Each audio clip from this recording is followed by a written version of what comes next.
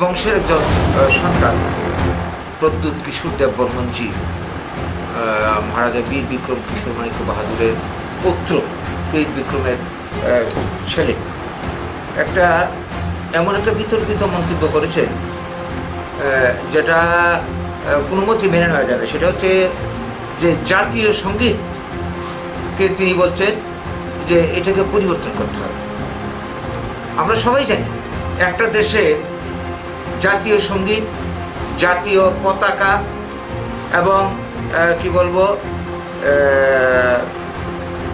এই যে বিষয়টা জাতীয় সঙ্গীত, জাতীয় পতাকা এবং জাতীয় যে প্রতীক, এটা সঙ্গে গোটা দেশবাসী, গোটা দেশের মানুষের আবেগ, ভালোবাসা, ঐতিহ্য সব কিছু জড়িয়ে থাকে।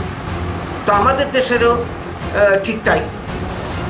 এই ক্ষেত্রে এই যে আমাদের যে জাতীয় সঙ্গীত জনগণ মন অধিনায়ক জয় হে, বিশ্বকবি রবীন্দ্রনাথ ঠাকুরের রচনা সঙ্গীত, এই সঙ্গীতটি 1911 সালে যখন তিনি রচনা করেন, এই সঙ্গীতটি তখন ছিল অখণ্ড ভারত। এইখানে রবীন্দ্রনাথ ঠাকুর এই সঙ্গীতটি রচনা করবার সময় এই যে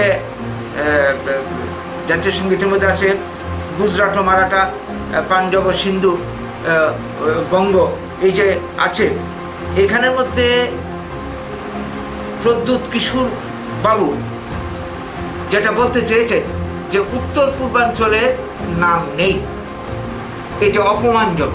এটা ইনি কী করে বলতে পারেন? এই যে তৎকালীন সময়ে 1911 সালে স্বাধীনতার বহু আগে উনি কি জানতেন ভারতবর্ষের চেহারাটা কেমন ছিল, তখন বাংলার চেহারাটা কেমন ছিল?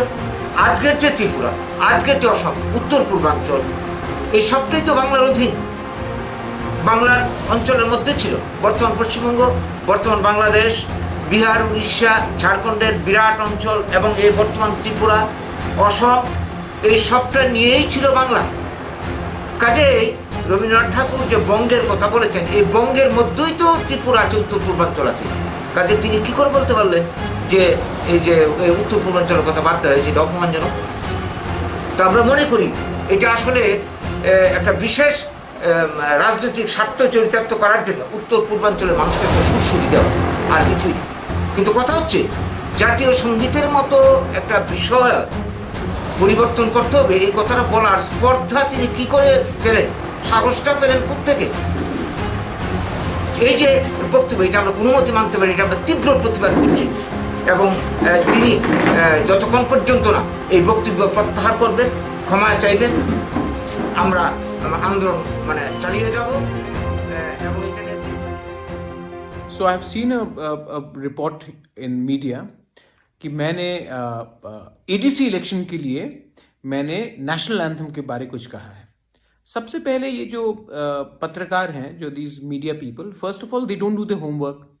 सेकेंड, आई थिंक उनके पास कोई न्यूज़ भी नहीं है बनाने के लिए, so they just keep on attacking someone जो दिल का बात कहता है। सबसे पहले मैंने एक फोटो आया था जिसमें उन्होंने दिखाया कि पूरा north east is Himachal and one part is Banga. मैंने कहा था कि ये बहुत गलत चीज है, आप हमारे संस्कृति सभ्यता को ऐसा अप्रोप्रिएट नहीं कर सकते। कवि गुरु का डिसरिस्पेक्ट किसने किया है? कवि गुरु को तो सबसे ज्यादा प्यार हमने ही किया है, हमने ही आदर किया, आज भी बहुत आदर करते हैं। लेकिन ये जो नेशनल एंथम लिखा गया था 1911 में लिखा गया था, और उस समय जब नेशनल एंथम लिखा गया था वो नेशनल एंथम नहीं था। तो मैंने ये क्या कहा कि अगर नॉर्थ ईस्ट का कुछ जिक्र हो नेशनल एंथम में, आज नेशनल एंथम में सिंध का जिक्र है, सिंध जो पाकिस्तान में है, तो मैंने क्या कहा कि अगर आप नॉर्थ ईस्ट का भी कुछ जिक्र कर दे, हमारी नदी हो, ब्रह्मपुत्र बहुत बड़ा नदी है, हमारे पुरानी ऐतिहासिक, we have old kingdoms like Manipur, we have Tripura, Kamrup, there are so many things to mention. So अगर आपने कुछ एक अंग, क्योंकि बहुत लोग कहते हैं कि we don't feel like we are a part of India, I am a part of India, I just want the national anthem to include one part of North East to symbolize that we are all Indians.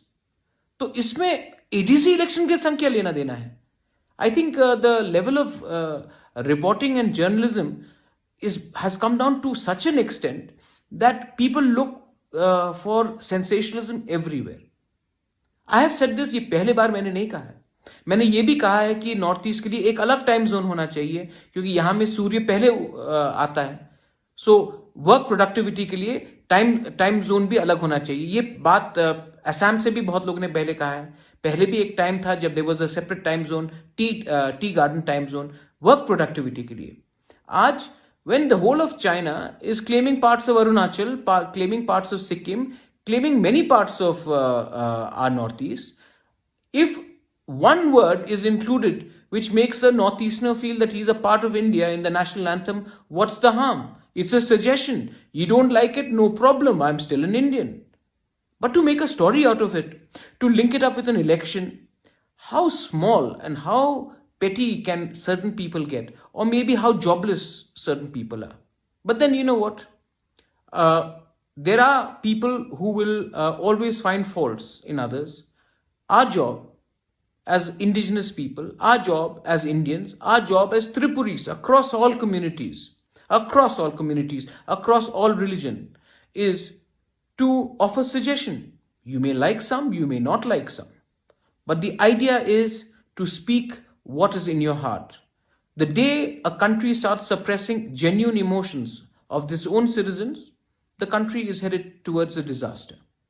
If my view that in the national anthem we should be mentioned, instead of being mentioned as in that picture as Himachalis or Bongo, it's incorrect representation. And we don't want incorrect representation. That's all. If you have a problem with that, too bad.